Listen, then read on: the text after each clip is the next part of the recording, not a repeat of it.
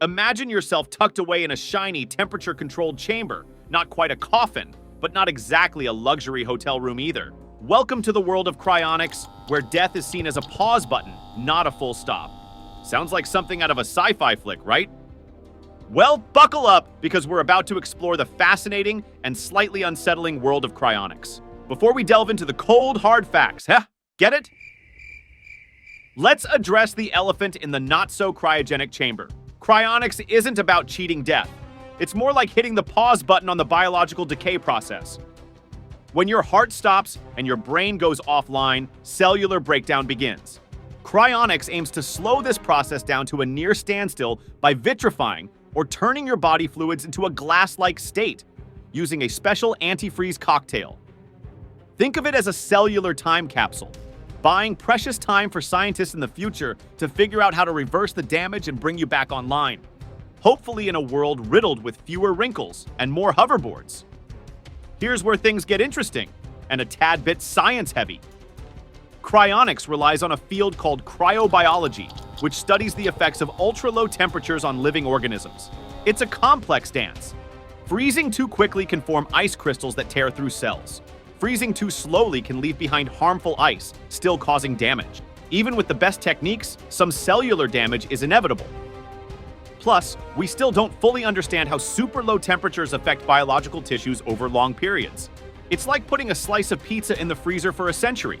Will it still be edible or even recognizable when you take it out? The cryonics process begins with vitrification, a method that involves cooling the body rapidly to prevent the formation of ice crystals, which can cause cellular damage. Instead of forming ice, the body's tissues transition into a glass-like state. Once vitrified, the body is stored in liquid nitrogen at temperatures around 196 degrees Celsius.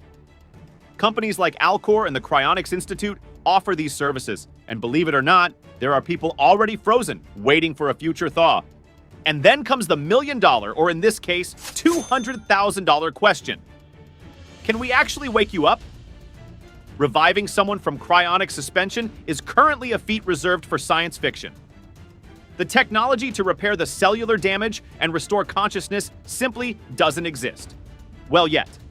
Cryonics companies are upfront about this, essentially saying, we'll freeze you, and hopefully someone super smart in the future will figure out how to unfreeze you. It's a gamble on future scientific breakthroughs, a bet that hinges on advancements we can't even begin to imagine. If we were to err on the side of optimism, however, one could argue, in the animal kingdom, certain creatures have already mastered the art of cryopreservation. Tardigrades, those tiny bear-like microorganisms, can survive extreme conditions by entering a state called cryptobiosis, where they essentially dry up and put all metabolic processes on hold. Scientists have revived tardigrades after decades of desiccation, and they bounce back to life as if they just took a short nap. While we're not quite ready to replicate this with humans, tardigrades show us that nature has already figured out some of the tricks. Now, let's talk about the legalities. Cryonics operates in a bit of a gray area. Since death is legally defined as brain death, a cryonics procedure can only take place after someone is declared deceased. The legality varies by region, but generally, there are no laws specifically prohibiting the practice. However, some see it as a form of body disposal, which does fall under regulations. There's also the question of informed consent. Can someone truly consent to a procedure with such a high degree of uncertainty? The ethical and societal ramifications are equally complex.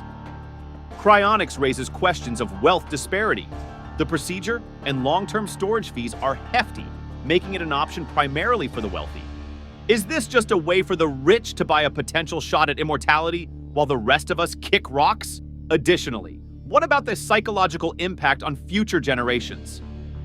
Imagine waking up hundreds of years in the future to a world you don't recognize, with loved ones long gone. It could be a recipe for serious existential angst. Religion also throws its hat into the cryonics ring.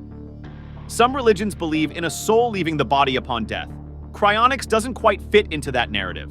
Others see death as a natural part of the cycle of life, and cryonics disrupts that natural order. Despite these challenges, cryonics continues to intrigue a growing number of people. So, is cryonics a scientific breakthrough in the making, or a futuristic fantasy destined to remain unfulfilled? The answer, like the future itself, remains a mystery. But hey, If you're feeling adventurous and have a cool million lying around, who are we to judge?